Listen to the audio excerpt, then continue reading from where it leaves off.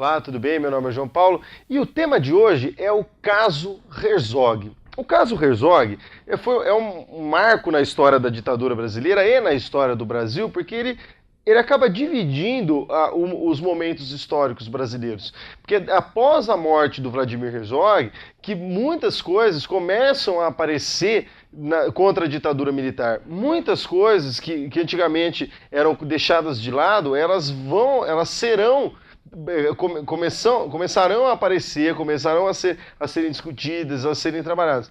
Por quê? Qual é a importância do Vladimir Herzog? Bom, o Vladimir Herzog era um militante do Partido Comunista, do PC, tá? Ele era uma pessoa que era adepta da ideologia comunista e ele era uma pessoa importante na história do Brasil, porque ele era um jornalista, trabalhava como jornalista. Na verdade ele é de formação filosófica, cursou filosofia na USP e assim por diante, e ele era diretor da TV Cultura na época.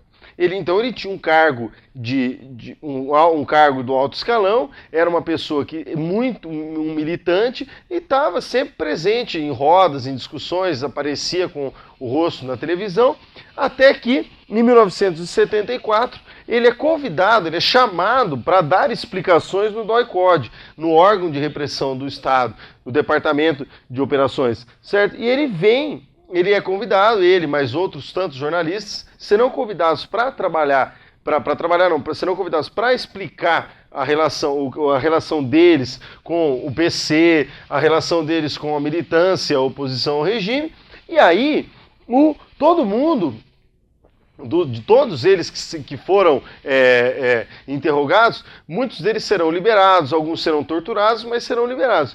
Já o Vladimir Herzog será totalmente diferente. Após um tempo dele na cadeia, ali, algum tempo, o Vladimir Herzog é achado morto dentro da sua cela.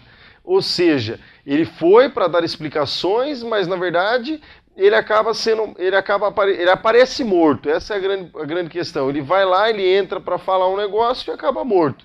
E aí é alegado que o Herzog havia se suicidado. Aquela foto famosa que todo mundo já deve ter visto, quem não viu é bom procurar, tá? Aquela foto em que ele parece preso por um cinto, amarrado na grade da janela e meio de joelho, com o joelho no chão. E aí é alegado que ele havia se suicidado por enforcamento. Só que essa história foi contestada pela família porque não havia possibilidade, segundo os moldes do DOI-CODE, de que o Herzog ou que qualquer preso tivesse entrado com um cinto na sua cela, para evitar uma série de coisas, né? Era proibido entrar com o cinto. E como é que o Herzog se suicidou com o cinto? Ninguém sabe, ficou essa questão.